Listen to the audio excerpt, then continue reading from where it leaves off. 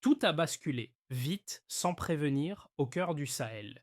Dans ce pays enclavé que l'on disait condamné, des routes stratégiques, une usine de tomates et des villages électrifiés au solaire sont devenus des preuves visibles, mais aussi des paris coûteux qui déplacent les rapports de force, réveillent des attentes immenses et attirent des pressions, internes comme externes, sur la capacité de tenir la trajectoire, de financer la suite et de protéger la promesse d'autonomie. Alors, que change vraiment Ibrahim Traoré pour les gens? Et si le miracle se fissurait? Cette histoire n'est pas une fable sur un chef providentiel, ni une publicité pour un modèle unique. Elle suit une logique plus dure. Comment un État fragile tente de reprendre du contrôle, projet après projet, et comment ce choix crée à la fois des gains immédiats et des risques systémiques. Vous comprendrez les leviers, les coûts et les conséquences possibles. Dans ce récit, l'enjeu n'est pas seulement économique, il est politique, social et symbolique. Quand un pays annonce qu'il veut transformer localement ce qu'il produisait à perte, il touche aux chaînes de valeur, donc aux intérêts. Quand il électrifie des villages par le solaire, il change des habitudes, des revenus et des attentes. Quand il relie ses marchés par des routes, il redessine les circulations et donc les rapports de dépendance. Ibrahim Traoré s'avance alors sur une ligne étroite. Prouver vite, tenir dans la durée et convaincre sans s'épuiser. La question n'est pas si cela impressionne, mais combien de temps cela peut tenir et à quel prix pour la société. En quelques années, un pays réputé sans marge a vu ses marqueurs bouger. Moins de 10% des villages avaient l'électricité, puis le seuil des 50% est franchi, et plus de 300 000 personnes en bénéficient directement. Ce basculement n'est pas seulement technique, il change la vitesse d'une société. Ibrahim Traoré apparaît au centre de ce récit comme un accélérateur, mais aussi comme un test grandeur nature. Le Burkina Faso part d'un constat brutal. Produire ne suffit pas si la valeur ajoutée s'échappe. C'est là que l'exemple de la tomate devient une scène clé. Avant l'usine, la production locale se perdait souvent ou se vendait à des prix trop bas. Ensuite, les mêmes tomates partaient ailleurs, étaient transformées, puis revenaient sous forme de conserves bien plus chères. La rupture annoncée est simple: transformer sur place, garder la marge, stabiliser des revenus. La Red Gold Factory, financée à hauteur de 8 millions de dollars, devient ainsi un symbole concret. Elle crée plus de 150 emplois directs et structure des milliers d'emplois indirects autour des agriculteurs. La production transformée double et le revenu moyen des producteurs augmente de 40% grâce à des contrats plus stables. Derrière ces chiffres, il y a une promesse. L'autonomie ne se décrète pas, elle se construit par des chaînes de valeur. En parallèle, le solaire fait passer l'électricité du statut de privilège à celui d'infrastructure. Plus de 150 villages sont connectés et ce changement reconfigure des gestes ordinaires: conserver des aliments, étudier le soir, maintenir des services de santé après la nuit. Mais cette accélération ouvre aussi une question plus grande: qui finance la suite et sur quelle garantie? Car chaque réussite visible élève les attentes et chaque attente crée un risque politique si le rythme ralentit. Autrement dit, le pari ne se joue pas seulement sur ce qui a été construit, mais sur la capacité à tenir la cadence sans se fragiliser. Dans cette transformation, les chiffres ne suffisent pas à expliquer ce qui se passe. Il faut une personne, un lieu, une scène quotidienne pour mesurer l'effet réel. Dans un village récemment électrifié, l'arrivée d'une lumière stable ne ressemble pas à une célébration officielle. Elle ressemble à une soirée qui change de texture. Une famille prolonge ses activités après le coucher du soleil, une petite boutique garde son congélateur en marche, et un élève peut enfin lire sans dépendre d'une lampe fragile. C'est là que le projet solaire devient une bascule sociale. L'électricité n'ajoute pas seulement du confort, elle redéfinit le temps. Les écoles peuvent adapter leurs horaires, les centres de santé peuvent ne maintenir certains services, et les foyers réduisent une partie des contraintes liées à l'obscurité. Une infirmière, par exemple, n'a plus à interrompre des gestes simples faute d'éclairage, et la chaîne du froid, même limitée, devient moins aléatoire pour certains produits médicaux. Dans le même mouvement, la transformation locale de la tomate joue un rôle de boussole économique. Pour un agriculteur, la différence n'est pas abstraite. Elle se lie dans le fait de jeter moins, de vendre à un prix plus régulier et de signer un contrat plus prévisible. Pour un jeune, elle se lie dans la possibilité de travailler près de chez lui sans dépendre uniquement d'un départ vers la capitale ou l'étranger. Ibrahim Traoré s'appuie sur ce type d'image parce qu'elles parlent au minimum plus vite que les discours. Elles permettent de dire le changement n'est pas seulement annoncé, il est visible. Mais elles posent aussi une exigence. Si ces scènes deviennent pour la norme, alors la société attendra que la norme s'étende sans recul, sans rupture et sans promesse vidée de sa substance. En résumé, la souveraineté commence dans la cuisine, l'école et la clinique. Tout commence par une idée qui paraît presque naïve, cesser d'exporter la valeur et la retenir sur place. Dans un pays enclavé, sans accès à la mer, chaque kilomètre compte, chaque intermédiaire aussi.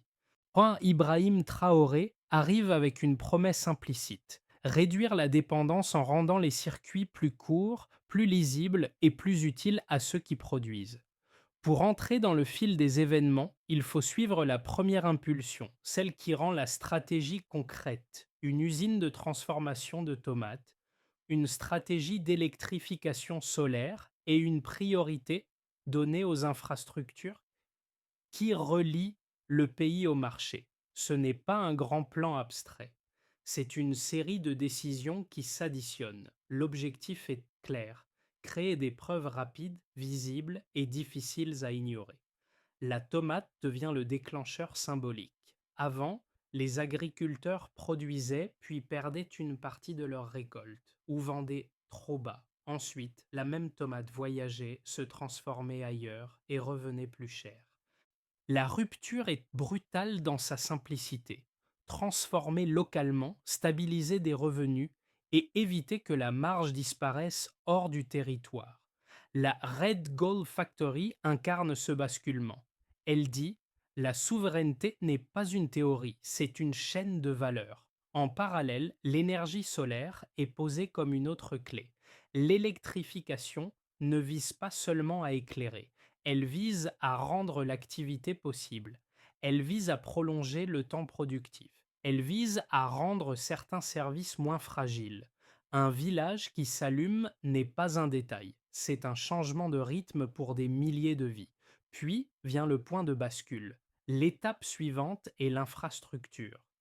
Une autoroute reliant le Burkina Faso à la Côte d'Ivoire est présentée comme une voie stratégique, pas seulement pour rouler, pour diminuer les coûts, pour accélérer les échanges, pour sortir de l'isolement logistique. Là, la logique devient plus ambitieuse. Ce n'est plus uniquement produire et transformer, c'est circuler. Et la circulation, dans un état enclavé, est un instrument de puissance. À ce moment, la transformation prend une vitesse politique. Les projets commencent à s'additionner au lieu de rester isolés. Une route facilite le commerce rend une usine plus viable. L'usine sécurise des revenus agricoles. Les revenus alimentent la demande locale. Et l'électricité rend possible une partie de cette montée en gamme. On voit apparaître un effet de chaîne. On voit aussi apparaître un risque. Si un maillon casse, tout ralentit.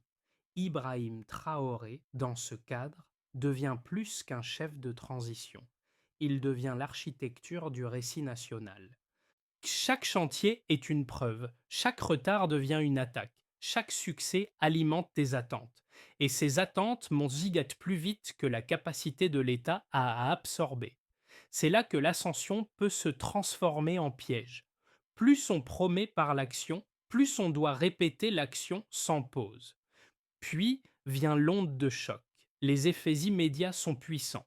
Des emplois apparaissent, des villages accèdent à la lumière, des agriculteurs parlent donc de contrats plus stables, des services essentiels gagnent en continuité. Mais l'onde de choc ne vient pas seulement des bénéfices, elle vient des résistances.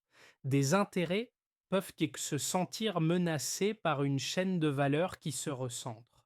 Des critiques émergent sur la soutenabilité financière, sur l'endettement, sur la capacité à maintenir les infrastructures. Le paradoxe est là. Plus la démonstration marche, plus elle attire de pression, parce qu'elle touche à des dépendances anciennes, parce qu'elle bouscule des habitudes, parce qu'elle repositionne un pays que beaucoup voyaient comme périphérique, et parce qu'elle pose une question qui dépasse le Burkina Faso. Jusqu'où un État peut-il reconstruire sa souveraineté en accélérant sans brûler sa propre stabilité? Avant le virage solaire, moins de 10% des villages avaient l'électricité. Aujourd'hui, le seuil des 50% est dépassé et continue de monter. Cela change la nuit, donc l'école, la santé et l'économie. Ce premier contraste sert de point de départ, parce qu'il résume la logique entière. Partir d'un déficit structurel, puis créer un saut visible. Mais pour comprendre ce saut, il faut le découper en trois lignes de preuve, chacune avec une mesure puis une traduction en effets concrets. L'objectif n'est pas de faire une démonstration triomphaliste. L'objectif est de comprendre ce que ces chiffres racontent et ce qu'ils ne disent pas. D'abord, l'accès à l'électricité passe du rare au massif. La bascule de l'électrification n'est pas seulement une infrastructure, elle réorganise des habitudes. Dans une zone rurale, l'électricité transforme l'organisation du travail domestique, la conservation alimentaire et la possibilité de micro-activités économiques. Elle change aussi la capacité des écoles à prolonger l'apprentissage et la capacité des centres de santé à maintenir certains soins après la tombée de la nuit. Le chiffre 50% n'explique pas tout, mais il signale une rupture. La lumière cesse d'être une exception.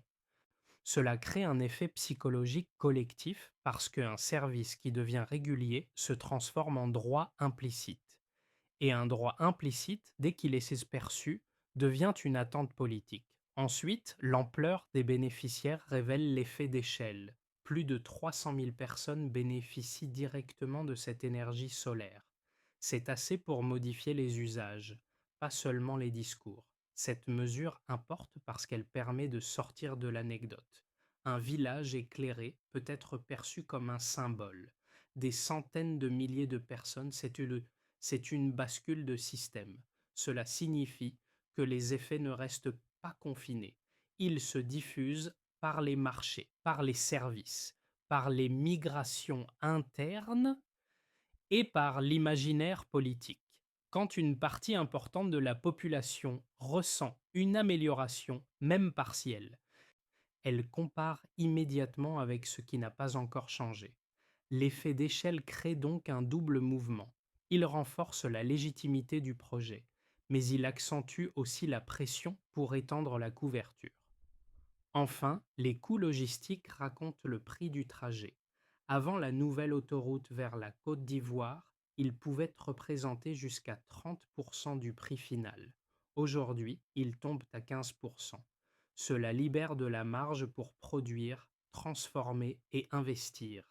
Ici, la donnée économique éclaire le cœur du pari. La souveraineté n'est pas seulement une idée, c'est une réduction de friction. Si transporter coûte moins cher, vendre devient plus plausible. Si vendre devient plus plausible, transformer localement devient plus rentable. Et si transformer localement devient plus rentable, la chaîne de valeur peut rester dans le pays. Ce type de réduction n'est pas spectaculaire à l'œil nu, mais il est déterminant pour les agriculteurs et les entreprises, parce qu'il améliore la compétitivité sans exiger une révolution technologique immédiate. Ces trois mesures ne prouvent pas que tout est résolu. Elles prouvent que quelque chose est en mouvement. Ibrahim Traoré, dans ce cadre, n'est pas seulement associé à des annonces, il est associé à une mécanique d'accélération. Mais l'accélération a une contrepartie. Plus les effets se voient, plus les attentes grandissent, et plus la question du financement et de la continuité devient centrale. Les chiffres racontent un progrès. Ils annoncent aussi une obligation, tenir la durée sans transformer l'élan en fragilité. Le modèle porté par Ibrahim Traoré suscite une adhésion forte, mais il déclenche aussi des objections sérieuses. Pour juger honnêtement, il faut d'abord présenter ces critiques dans leur forme la plus solide, puis répondre avec ce que le récit source permet réellement d'étayer, sans embellissement. Une première critique concerne le risque d'endettement et de dépendance financière. Les détracteurs disent tout comme que multiplier les infrastructures, l'énergie et l'industrialisation dans un pays aux ressources limitées peut provoquer une hausse dangereuse de l'endettement. Dans cette lecture, les chantiers visibles créent une illusion de puissance, mais le coût réel se paie plus tard sous forme de charges financières, de fragilité budgétaire et d'une dépendance accrue à des institutions extérieures.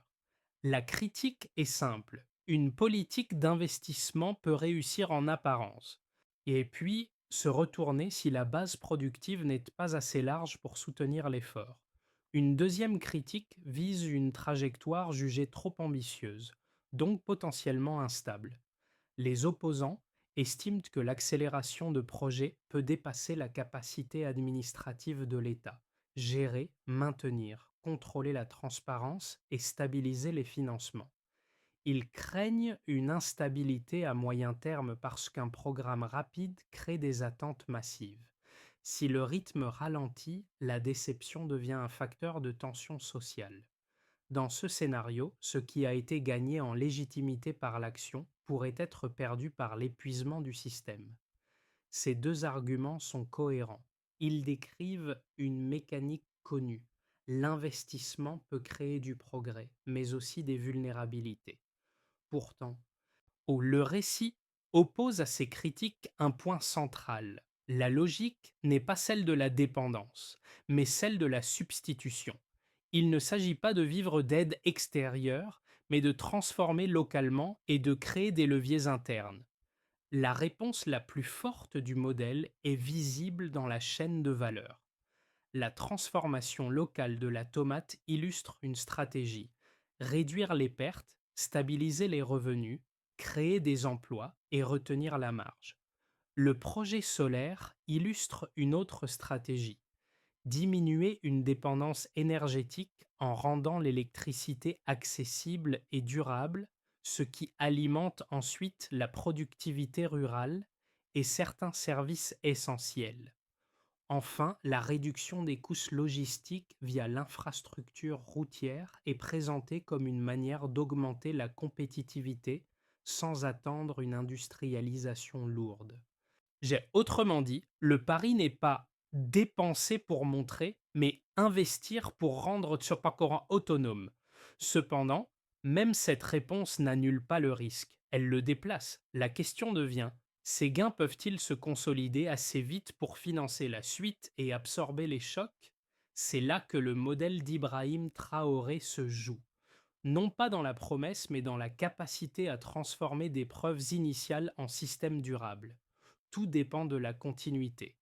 À ce stade, le récit bascule parce que la transformation n'est plus une suite d'actions isolées. Elle devient une trajectoire qui doit se maintenir, s'élargir et résister au choc. Le point décisif n'est donc pas l'existence d'une usine, d'une route ou d'un programme solaire.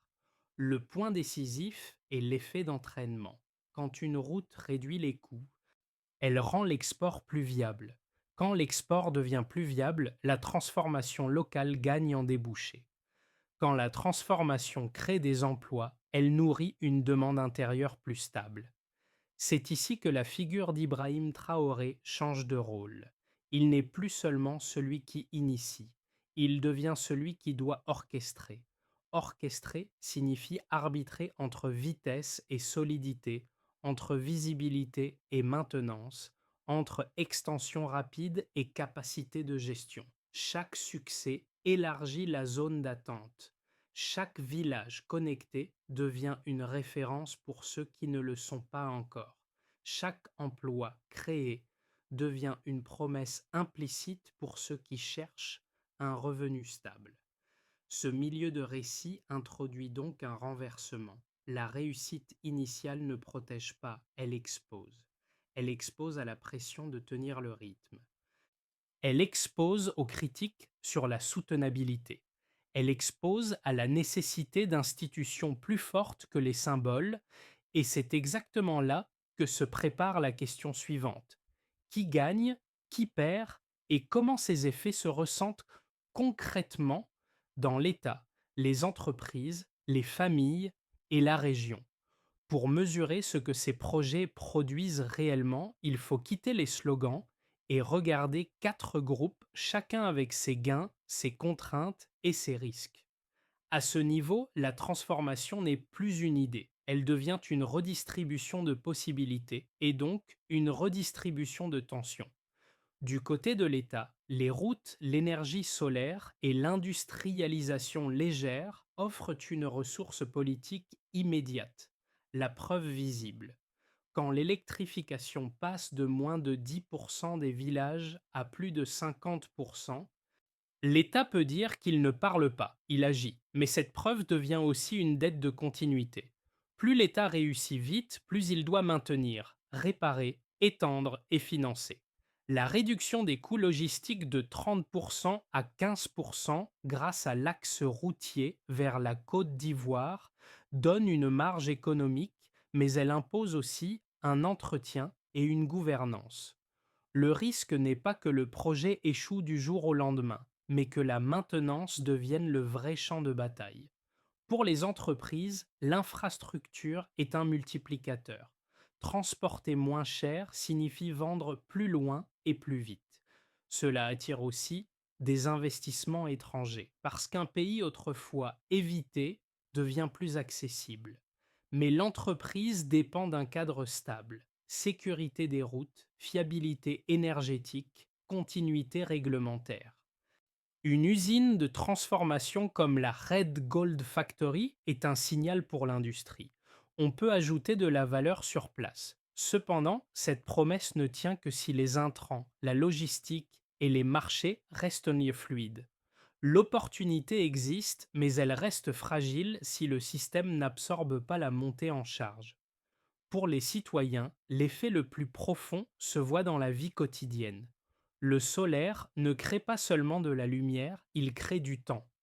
Les enfants étudient plus tard, les familles conservent mieux, certains services de coquille de santé fonctionnent plus longtemps. Plus de 300 000 personnes bénéficient directement de cette énergie, ce qui signifie que l'amélioration se diffuse par les échanges et les migrations internes. Dans l'agriculture, la transformation locale change la relation au travail, moins de pertes, des contrats plus stables et une hausse annoncée de 40% du revenu moyen des agriculteurs concernés. Mais cette amélioration génère aussi un seuil de tolérance plus bas. Quand le progrès devient tangible, le recul devient intolérable. Les attentes montent plus vite que la patience. Enfin, à l'échelle régionale, une autoroute vers la Côte d'Ivoire et une capacité accrue de production et de transformation repositionnent le Burkina Faso dans le commerce ouest-africain. Le pays n'est plus seulement un espace enclavé, il devient un corridor possible. Cette visibilité attire des partenariats, mais aussi des pressions car un modèle d'autonomie remet en cause des dépendances anciennes. Ibrahim Traoré apparaît alors comme une figure qui dépasse l'intérieur du pays, un symbole pour certains, un risque pour d'autres.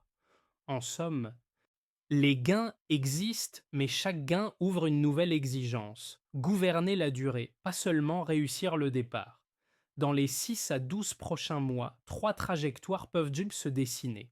Elles ne sont pas des prophéties, mais des cadres de lecture. Elles dépendent d'un même nœud, la capacité à consolider ce qui existe déjà, tout en évitant que la vitesse ne dépasse la solidité. Dans un scénario de base, la consolidation est prudente. Le pays continue d'étendre l'électrification solaire et d'augmenter la transformation locale, mais à un rythme plus maîtrisé. Les routes soutiennent davantage les échanges, ce qui stabilise certains revenus agricoles et rend les petites industries plus viables. L'État cherche surtout à sécuriser la maintenance, réparer, former, stabiliser les approvisionnements et rendre les projets moins dépendants d'un choc politique. La réussite se mesure moins par de nouveaux chantiers spectaculaires que par la continuité. L'électricité reste fiable, la production transformée trouve des débouchés et les coûts logistiques restent bas. Le risque principal est la frustration. Une partie de la population peut vouloir une expansion plus rapide que les capacités de gestion. Dans un scénario optimiste, la montée en puissance diffuse plus largement. Ibrahim Traoré et son équipe parviennent à accélérer sans désorganiser. L'énergie solaire s'étend plus vite, l'infrastructure se densifie et l'économie numérique commence à amplifier la vente de produits locaux vers l'extérieur. Les investissements augmentent parce que le pays apparaît plus stable et plus rentable. Les gains sociaux deviennent plus visibles, écoles mieux équipées, services de santé plus continus et emplois plus nombreux autour des chaînes de valeur. La dynamique crée un cercle vertueux. Plus de production, plus de transformation, plus de revenus, plus de capacité à financer. Le risque reste présent, mais il se transforme. Il devient un risque de surchauffe, où la demande d'expansion dépasse la qualité de l'exécution. Dans un scénario sombre, le rythme ralentit et les tensions montent. Des obstacles internes, une instabilité politique ou des difficultés économiques freinent la cadence. Les projets existent, mais l'entretien coûte cher et l'extension devient plus lente. La population compare ce qui a commencé à changer avec ce qui n'a pas suivi et l'écart alimente une déception. Et les critiques sur la soutenabilité financière prennent plus de poids et la pression internationale peut se renforcer. Le danger principal est symbolique. Un modèle présenté comme rupture perd de sa force si la continuité vacille. Dans tous les cas, une recommandation de pensée s'impose. Distinguer vitesse et durabilité. La souveraineté n'est pas seulement un départ spectaculaire, c'est la capacité à tenir, corriger et élargir sans se fragiliser.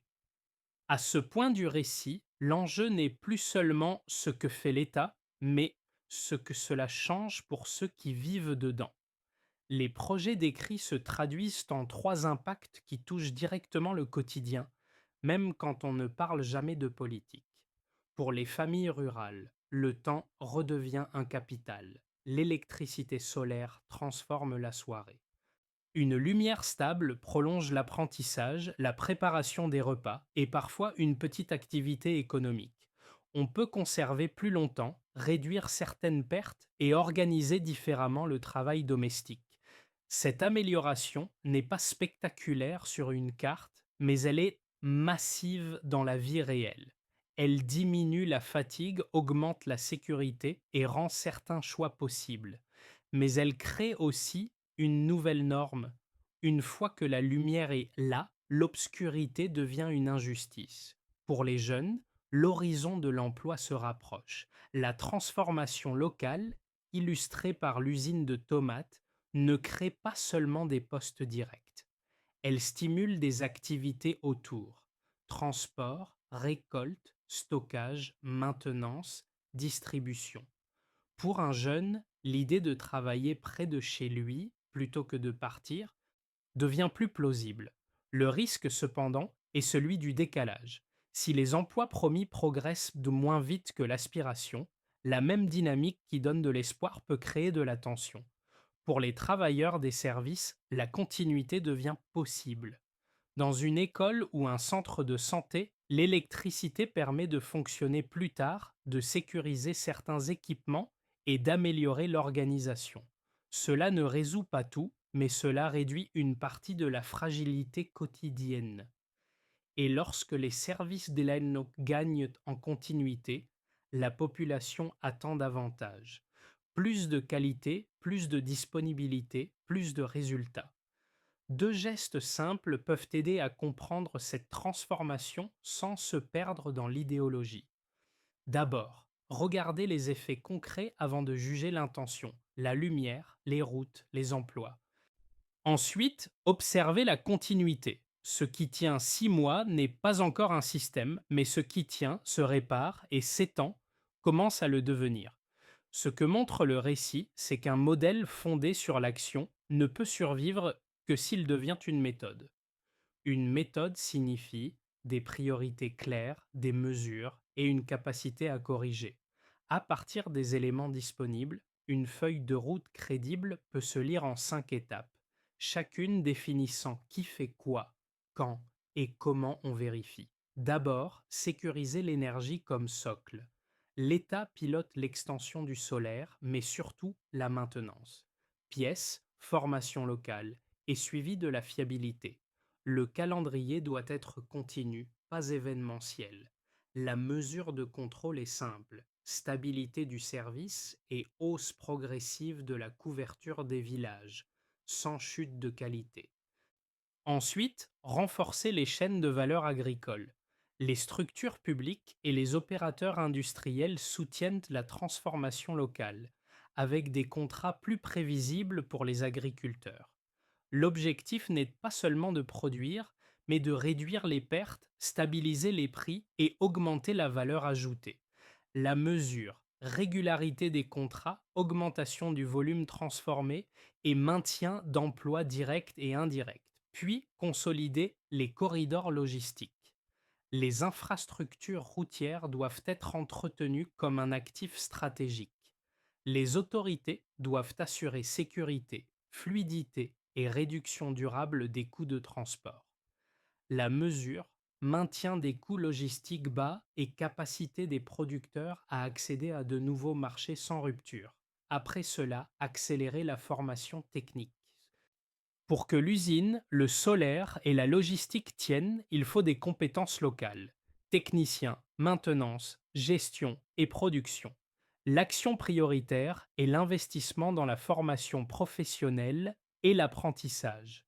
La mesure, nombre de travailleurs qualifiés intégrés dans les projets et baisse de la dépendance à une expertise extérieure. Enfin, instaurer un cadre juridique de confiance. Ibrahim Traoré et l'administration doivent établir des règles de transparence, de responsabilité et de participation de la société civile. La mesure, clarté des procédures, suivi public des projets et réduction des zones d'opacité qui alimentent la défiance. Cette feuille de route résume un principe. La souveraineté ne tient pas dans l'annonce, mais dans la capacité à mesurer, maintenir et étendre. Si ces étapes s'enchaînent, l'action devient un système. Dans le village évoqué plus tôt, la nuit n'est plus une frontière, elle est devenue un espace habitable. Une ampoule qui reste allumée n'est pas seulement un confort, c'est une promesse silencieuse, celle d'un futur qui se fabrique sur place sans attendre qu'on le livre de l'extérieur. Cette image revient ici parce qu'elle résume mieux que n'importe quel discours ce que le Burkina Faso tente de prouver. Ibrahim Traoré a misé sur des gestes concrets. Transformer la tomate au lieu de la laisser fuir, éclairer des villages au lieu de gérer la pénurie, relier des marchés au lieu d'accepter l'isolement. Ces gestes ont une force rare. Ils produisent des résultats visibles, mesurables, donc difficiles à effacer. Mais ils créent aussi une exigence morale. Si l'on a promis la continuité, alors la continuité devient la vraie bataille. La question n'est plus de savoir si l'élan impressionne. La question est de savoir si l'élan devient une structure. Car un modèle qui dépend d'une accélération permanente finit par s'épuiser, tandis qu'un modèle qui apprend à durer transforme l'espoir en système. La souveraineté se prouve dans la durée. Ce récit ne demande pas une adhésion automatique, il demande une attention lucide, car derrière les routes, le solaire et la transformation agricole, il y a une question plus large. À quoi ressemble une souveraineté quand elle n'est plus un slogan, mais une suite de décisions, de coûts et de choix collectifs? Le Burkina Faso, avec Ibrahim Traoré, propose une réponse par l'action. Et cette réponse oblige tout le monde à regarder autrement ce que signifie se développer. Non pas attendre, mais organiser, produire, transformer, maintenir. Si cette histoire vous a parlé, une seule chose compte. Continuez à la lire avec exigence. Quels projets tiennent dans le temps? Quels effets arrivent réellement jusqu'aux familles, aux écoles, aux services de santé? Qu'est-ce qui se renforce et qu'est-ce qui se fragilise?